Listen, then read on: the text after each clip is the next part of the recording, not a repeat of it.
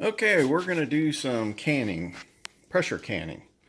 And I want to show you the pressure canner that I've got. This is a Presto model 178.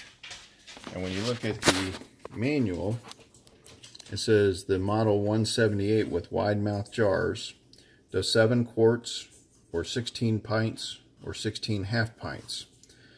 If you move over to regular jars, it does 7 quarts, 20 pints, or 24 half pints. Now I tend to use the wide mouth jars and I tend to use the quarts. I've bought some pints, but I haven't used them yet. So we're going to can a bunch of chili that I just made this morning. And so that's the beginning of this, is you got to get a pressure canner with a gauge up here. And we're going to be cooking at 15 psi for about 20 minutes.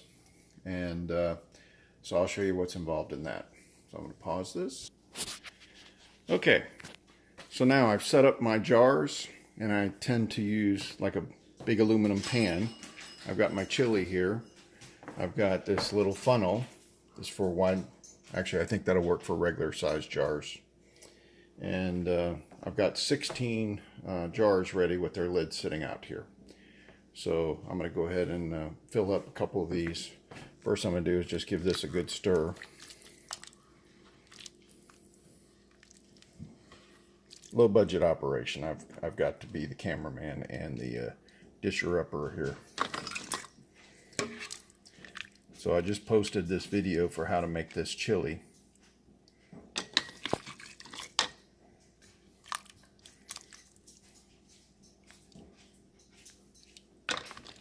Whoops. Problem with trying to do both things.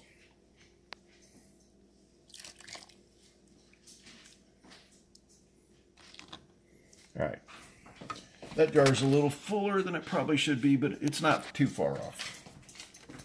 And if you're a little better than I am, you can try to put it in without kicking it over the side.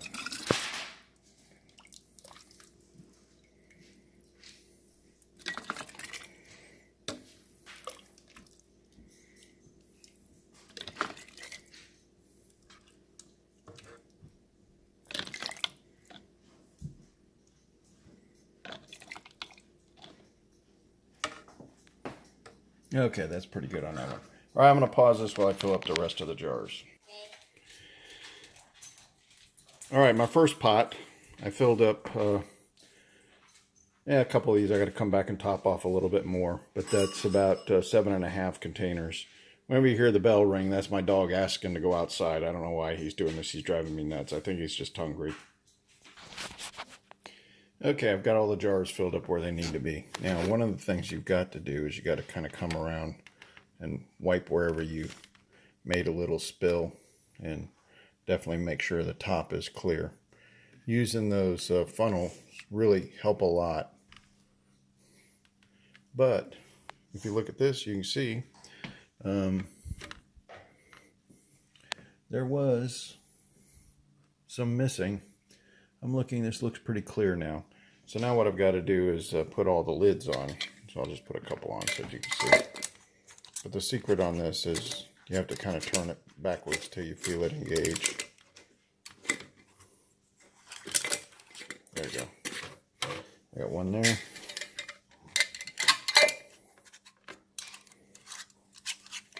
I'm backing it up to where I can get it even.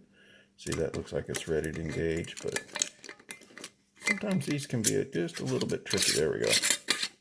All right, so let me pause this so I can get these 8 done. Okay, so now what we have to do is prepare. Now let me back up over here. So I've got all the lids on. You crank those on as hard as you can with by hand. Don't use any other mechanical force or anything. The whole purpose of pressure canning is we're going to take this, I think it might be like a wax ring, and we're going to try to seal that to the jar, and it's also going to create a vacuum when this thing cools down and lock that thing down. But what we have to do now for the pressure canner is we have to add 3 quarts of water, and I usually use hot water. So let me do that real quick. All right, so I added the 3 quarts of hot tap water, and then I put the jars in. Now, The soup was hot because I just finished cooking it. You need to be careful putting ball jars into really hot water, like boiling water, because you might crack it. But in this case, I already had hot soup going into hot water to kind of speed things up. So now what I got to do is put the lid on. And I don't know if I can do this. Let me try. So when you look over here, there's actually an arrow that you line up. So you want to do it with one hand. Okay. So I got the arrow lined up, and then all you do is slide it back like that. And that locks it. And then we push this back onto the burner. So I'm going to pause this. All right. So now what I'm doing is I'm going to put this on high.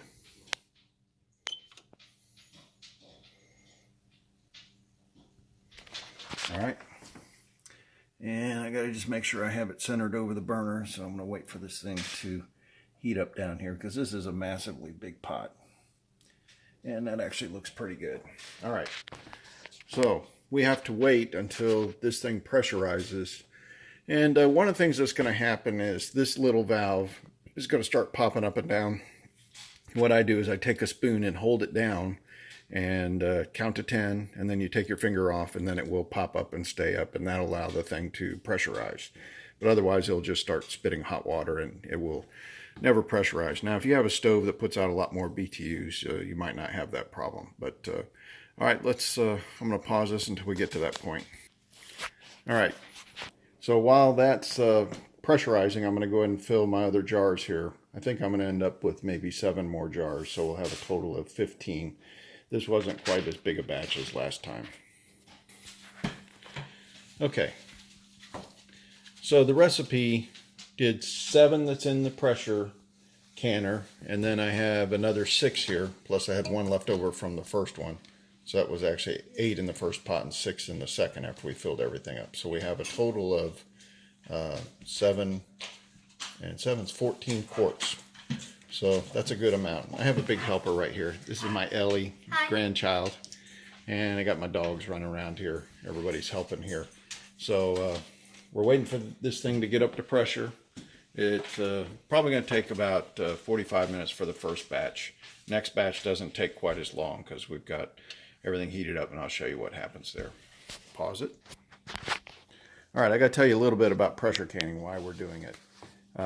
When you pressure can at 15 degrees, or I'm sorry, 15 psi, it's equivalent of cooking at 250 degrees. And so that is that's much higher than you can cook without pressurizing. Water boils at 212 degrees, so we're able to get up another 38 degrees, and that will kill any type of botulism or other bacteria in there, and that's why these will last a long time. So that's a little background on pressure canning, why it works so well. All right, we're at that point that I was telling you. This little lock will be bouncing up like this, and it just doesn't quite have enough pressure to kick it over. So I just hold mine down for 10 seconds.